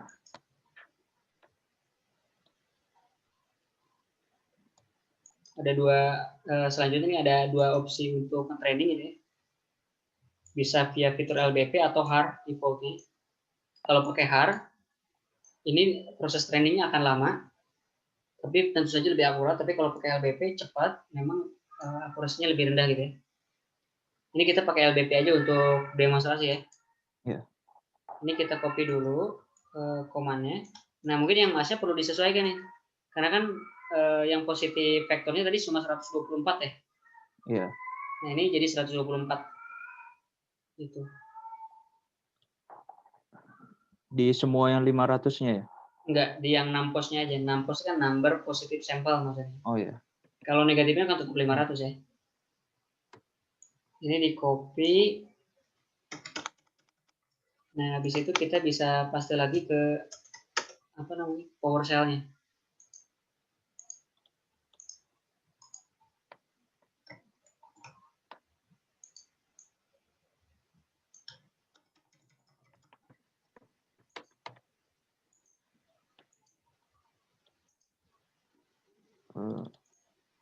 Iya, 124. Kalau udah ini tinggal di enter aja mas. Nah dia akan ada proses kelihatan nggak di screen. Nah dia ada HN, HR, FA gitu. N ini disebut itu jumlahnya fitur, banyaknya fitur ini. HR ini adalah apa sih istilahnya ya? Di atas ada kepanjangannya kalau nggak salah. Saya yang di sana yang di saya train dataset Kita for show. Ya. di saya train dataset for time stage cannot be filled. Kayaknya error deh.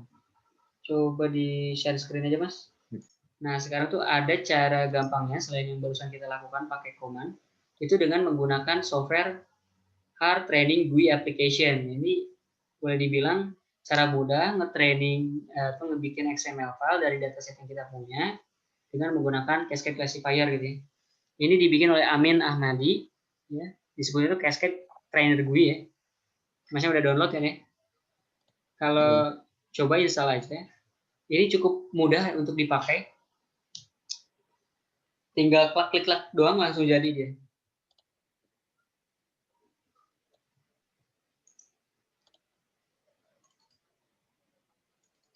Nah, cuma dia agak sedikit berbeda dalam preparasinya. Oh, tadi yang baru diinstal tadi buka aja ya? Iya, udah diinstal sama Mas. Iya. Nah, kalau udah kebuka, silakan Masnya taruh di mana. Kalau saya taruhnya di desktop ya, bikin folder baru gitu ya. Namanya silakan terserah apa. Kalau di sini saya kasih nama sampel. Tapi di dalam sampelnya ini ada 2 folder, Mas. Foldernya namanya N dan P. N itu untuk negatif sampel, P-nya untuk positif sampel. Nah, pastiin aja file yang tadi. Kalau ini saya punya dataset berbeda lagi. Ini mungkin bisa saya kirimin juga ke Masnya kalau mau pakai yang ini ya. Ya. Mas, ternyata tadi belum keinstall nih, saya mentok di sini. Nah, kalau Cascade Trainer GUI-nya udah diinstal dan di running akan tampil seperti ini ya, sama ya Mas? Ya, Nah, belum ini klik. buka, Mas. Oh, belum ke ini ke share ya. Nah, ini Ya. tampilannya akan seperti ini ya. Ini kita klik browse, arahkan ke folder samples tadi itu yang kita bikin. Kalau saya di desktop samples. Seperti ini. Ini tinggal select folder. Nah, jadi nanti tampak seperti ini. Ya. Nah, ini kita bisa atur berapa banyak data positif yang mau kita ambil. Kalau 100 berarti ini dalam bentuk persentase, Mas. Kalau positifnya ya. Kalau 100 berarti 100%. Kalau di folder positifnya ada 500 data, berarti 500-500-nya diambil. Kalau kita set 50 berarti 150 sampelnya diambil karena 250-nya ya, diambil. Ini saya pakai set 100-nya berarti 100 kali bakal diambil gitu ya. Tapi karena kebetulan nih dataset yang saya di desktop itu pakai yang plat nomor. Ini negatifnya saya ada 584 ya. Positifnya saya ada 335, kalau Masnya sesuaiin aja. Ini negatifnya saya sesuaiin yang ada di sini. Karena saya punyanya 584. Saya akan ganti 584. Kalau Masnya sesuaikan aja dengan ada yang di folder negatif ya. Ya. Selanjutnya nih kalau ini kan barusan tab input ya. Kita geser ke tab common. Nah, ini ada berapa banyak, ada parameter stage dan lain-lain sebagainya. Nah, stage itu kayak banyaknya iterasi yang di-apply gitu. Semakin banyak ya semakin bagus, tapi semakin lama prosesnya. Untuk awal mungkin 5 aja cukup gitu ya. Nah, terus ini ada pre-calculated buffer, pre-calculated in this buffer. Ini untuk buffer memorinya ya. Kalau terlalu gede, berat di komputer, biasanya saya kasih aja 256 gitu udah cukup. 256 MB. Kalau 1 giga lumayan. Sisanya nih samain aja 5, 1. Nah, ini width height-nya sesuaikan aja dengan yang di, kalau masih kan pakai yang dataset CIFAR ya. Iya. Itu pakai 3232. Ya. Kalau saya pakai dataset yang berbeda, ini kalau saya 6020 ya. Ini sesuaiin aja dengan sumber gambar yang fitur type-nya bisa pilih ada HAR, LBP, dan HOG ya. Pilih LBP aja biar rada cepet. Fitur type-nya bisa basic, core, dan all. Kalau biarin aja basic atau pilih all gitu kalau mau ya. Nah, BOS-nya nih ada 2 yang biasanya diubah, hit rate, minimal hit rate, sama fast alarm rate. Kalau hit rate ini 0,995 berarti 0,005% kita memperbolehkan ke hasil prediksinya itu salah sebanyak 0,005% gitu ya. Oh iya. Maksudnya kayak begitu. Kalau fast alarm rate, kalau dia udah mencapai 0,5 ke bawah fast alarm rate-nya, jadi bakal berhentiin proses trainingnya gitu ya. Ini biasanya kita set semakin kecil, semakin bagus itu. Set 0,3 gitu ya.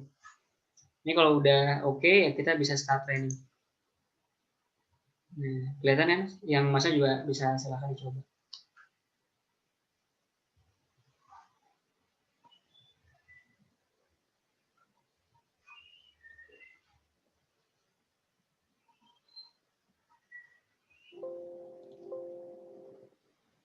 Completed ya. Udah selesai? Iya. Sampai proses yang ini ya? Iya, Next sudah. example. Nah, itu coba aja dicek di folder desktopnya, Mas. Ada di Iya. folder sampel. Nah, sekarang ada folder classifier.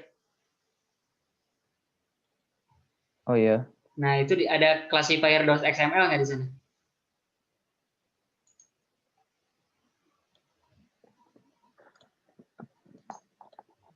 Params.xml ini ya? Bukan params. Kan di Harusnya ada. sampel, terus Hmm. masuk ada folder classifier. Hmm. Saya cuma ada log, param sama stage 0. Oh, harusnya tuh ada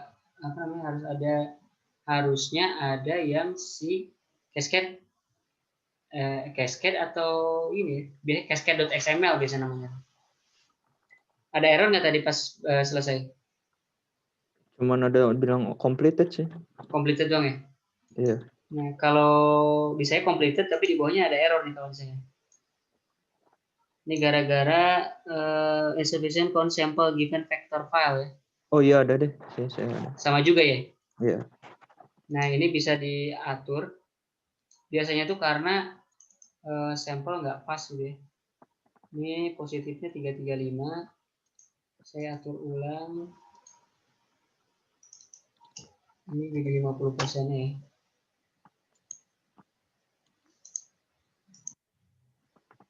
Yes.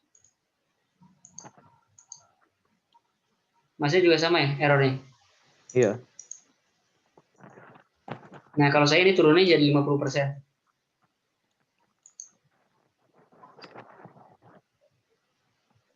Nah, dengan menggunakan si Cascade Trainer gue ini, jadi lebih enak.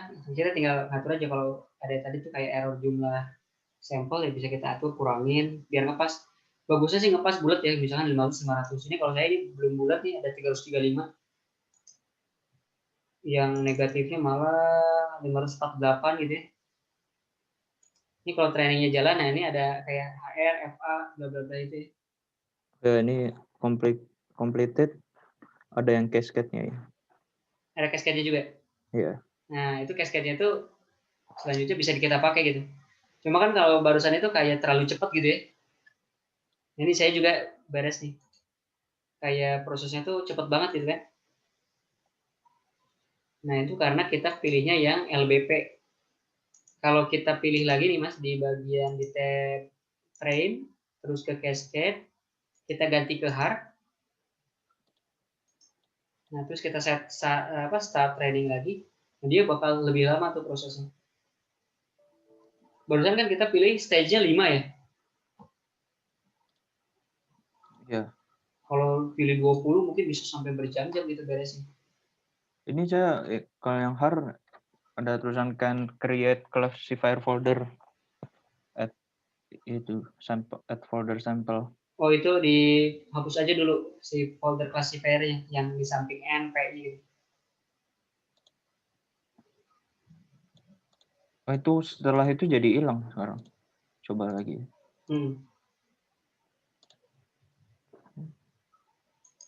Nah, di saya ini nge-training Oh iya. pakai bisa running, Iya. pakai HAR nih. Dia begitu ya? Maksudnya nge-override terus ya classifier? Iya betul, nge-override bakal nimpah yang sebelumnya. Tapi kalau yang sebelumnya lagi dipakai dia mungkin kelok nggak bisa dihapus gitu. Makanya kita hapus manual aja. Jadi kalau misalkan habis percobaan, copy dulu hasil XML-nya, nanti kita running lagi yang baru gitu. Jadi ini bisa di akhir bisa kita bandingin. Hmm. Logikanya kalau mau bagus di atas 3 jaman untuk nge-training. Kalau kayak barusan tinggal LBP cepet banget gitu ya. Nah Iya. itu pasti nggak akurat gitu. Hasilnya pasti jelek gitu. Bahkan di beberapa kasus kalau dibaca di forum ada yang sampai berhari-hari gitu. Kalau datasetnya banyak banget sampai puluhan ribu dan saja gede gitu. Yang dilihat itu kan tadi pakai datasetnya ini ya, Cifar ya yang 32 kali 32 pixel ya. Kan itu kecil banget gitu. Ini Nah, kan tadi kan kita kan maksud ini kayak inputnya itu cuman gambar kan Mas ya? Jadi betul. dia itu tahu kita lagi pengen ngetrainnya apa itu dari mana Mas? Dari sampel positifnya itu. Jadi dia itu tujuannya si hard training ini mencari menghasilkan XML file yang pada intinya di XML file ini dia itu bisa tahu nanti gambar yang diinputkan itu gambar mobil atau enggak. Kalau di positifnya gambar mobil gitu. Nah, Iya. cuma ya gimana? Cuman dia tahu kalau kita tuh lagi pengen ngedeteksinya mobil tuh gimana ya? Ya, Sebenarnya dia nggak tahu mobil atau apa gitu. oh, Dia taunya ini gambar yang ada di folder positif gitu. Kebayang nggak mas? iya. Jadi si hard cascade ini kalau di kasus yang sekarang kita lagi pakai binary gitu kondisi deteksinya. Wajah bukan wajah. Jadi binary classification ya, binary classification dua kasus gitu, dua kelas. Mobil bukan mobil. Dia cuma bisa ngebedain yang kayak begitu. Nangkap ya? Iya, cuman dia bedain dia tahu apa folder positif negatifnya dari mana ya? Kan kita nggak kasih tahu ya. Dia makanya bisa kan tadi di awal saya kasih format N dan P ya. Iya. Nah itu udah hard coded di softwarenya. Dia Oh, bakal harus nyari kalau harus folder spek ya? namanya betul harus P Oh, dan N gitu, kayak gitu. Makanya kalau kita kasih nama folder lain mungkin dia nggak akan recognize gitu, dia bakal bilang nggak ketemu folder positif dan negatif. Mungkin untuk detail bisa dibaca kan di notebooknya itu saya kasih link Ahmadi itu ya yang kreator softwarenya. iya. Nah di sana dia nulisin untuk source apa namanya si datasetnya untuk positif dikasih nama P, negatif dikasih nama N, kurang lebih kayak gitu. Terus kalau misalkan pengen plat nomor gitu, tadi kan saya ngeliat yang Mas foto dari yang dikirim di WA itu kan kayak close up semua gitu kan ya. Cuman kalau misalkan kita masukinnya foto ya di back ya maksudnya plat nomor yang ditempel di mobil motor dia Ada bisa backgroundnya gitu ya? ya dia bisa tahu kalau dari semua yang positif itu kita pengen ngedeteksinya itu plat nomornya itu gimana Mas? Nggak bisa. Nggak Jadi bisa. benar-benar kalau di positif itu benar-benar region yang mau kita deteksi. Kalau misalkan ke bawah seukuran mobil, jadi semuanya seukuran apa semobil-mobilnya ke bawah, dia bakal ngedeteksinya mobilnya gitu. Kebayang nggak mas? Oh, ya. Kalau mau ngedeteksi plat nomornya, mau nggak mau kita crop satu-satu. Jadi Cuman cuma plat nomornya. cuman hasilnya ini kalau diaplikasikan ke foto yang ada background-nya bisa jadi Bisa. plat nomornya doang ya. Karena jadi yang kedeteksi plat nomornya doang bisa. Karena kan tadi tekniknya si hard cascade classifier ini pakai detect multi scale. Yang contohnya kayak yang face cascade classifier gitu ya, yang face detection, dia kan datasetnya wajah doang, benar-benar satu muka gitu, nggak ada lehernya, nggak ada badannya, backgroundnya nggak ada gitu. Tapi Oh, kita bisa apply ke foto yang ada backgroundnya tadi, yang lain ada topinya gitu kan. Nah, sama juga untuk plat nomor. Nggak peduli nanti bentuk mobilnya apa, yang penting kita crop aja bagian plat nomornya. Kalau dia detect bentuknya mirip plat nomor nanti di gambar apapun, mungkin plat nomor nggak nempel di mobil pun kayak plat nomor nempel di dinding, dia bakal deteksi itu plat nomor gitu. oh iya. Intinya dia nggak ngelihat itu ada di mobil atau apa. Memang kalau boleh dibilang ini disebut canggih banget enggak gitu ya si algoritma. Nah, yang pertemuan selanjutnya tuh si YOLO. YOLO itu pakai deep learning. Kalau si cascade classifier ini kayak tradisional algoritma lah. Tapi banyak orang yang pakai gitu karena di OpenCV ini kayak built-in package utamanya gitu. Orang apa di pertama kali library OpenCV ada, si cascade classifier ini nempel gitu di bawaan. Jadi orang banyak tahunya ini gitu. Dan bagus juga untuk entry point masuk ke detection algorithm, classifying algorithm gitu di machine learning atau computer vision ya. Jadi sini kalau masnya udah selesai belum training? Belum. Masih jalan terus ya? Iya. Nah ini kayaknya selesainya pasti bakal lama mas. Kalau mau di stop nggak apa-apa. Mau dicoba running paling mungkin malam kalau mau dicoba. Gitu. Iya. Ini aja saya baru nambah lagi nih satu step lagi. Untuk saya jelasin mungkin ya, N ini fitur. Jadi barisnya ini fitur. Semakin banyak fiturnya, semakin banyak kolom yang kebentuk, semakin bagus. HR ini hit rate yang tadi kan kita set limitnya tuh 0,995 ya. Iya. FA ini false alarm yang kita set tadi 0,2. Kalau false alarmnya di sini udah mencapai 0,3 ya atau berapa gitu. False alarmnya udah mencapai 0,3 ke bawah, berhenti dia proses trainingnya. Tapi ini kan masih satu-satu ya mas. Nah, dia masih belum nemu gitu, masih terus mencari-cari. Kayak gitu. Nah, selanjutnya ini ya silakan aja dicobain. Pakai yang GUI sih kalau saya rekomendasiin lebih enak. Kita bisa tinggal urusin aja parameternya tadi deh. Kalau bingung masalah parameternya nanti chat aja via WA untuk penjelasan detailnya. Iya. Nah, sampai sini ada yang mau tanyain, Mas? Ya, jadi ini nanti kan menghasilin file yang di Cascade XML itu kan ya? Iya, betul. Terus bakal ngasilin di langsung folder Cascade, ada Cascade XML. Terus langsung dimasukin yang di itu tadi, di-upload ke environment-nya langsung dipakai aja ya? Bisa dipakai. Masukin aja ke folder yang hard Cascade, yang iya. tadi kita pakai kan, masukin Iya. aja ke sana kan ada XML yang lain juga. Tinggal pakai codingan yang untuk ngecek pakai gambar atau video juga ada kan. Iya. Pakai yang gambar dulu yang udah. Mungkin di beberapa percobaan nggak akan langsung dapat yang 100% akurat gitu. Yang kayak gini tuh letihnya tuh biasanya perlu training sekali beberapa kali sampai kita dapat model yang bagus gitu. Saya dapat aja yang saya dapat di GitHub aja yang tadi kayak cars atau apa gitu ya. Banyak yang nggak akurat ya. Iya. Yang plat nomor juga mungkin dia juga beberapa kali percobaan belum, bahkan mungkin dengan plat nomor negaranya dia gitu ya. Yang di Indonesia saya lihat nggak ada yang nge-share secara free gitu ya. Kalau coba aja googling Cascade Classifier XML Induk Plat Number Indonesia gitu nggak ada gitu, atau dataset Indonesia kayaknya belum ada gitu. Ini jarang juga orang mau nge-trading karena ngumpulin datasetnya itu susah gitu. Lumayan gitu kan, kayak ngumpulin plat nomor, dataset plat nomor 500 dari mana gitu. Kalau nggak motoin sendiri gitu. Tantangannya di sana gitu mas. Kalau mainnya machine learning atau deep learning, nyiapin datasetnya. Gitu. Oke sih. Oke. Ya. Ada yang mau tanyakan lagi mas? Belum sih. Belum ya? Ya silakanlah dicoba-coba. Kalau nggak ada yang mau tanyakan lagi, mungkin pertemuan malam ini kita cukupkan sekian dulu ya mas. Oke. Oke. Terima kasih banyak. Selamat malam. Terima kasih.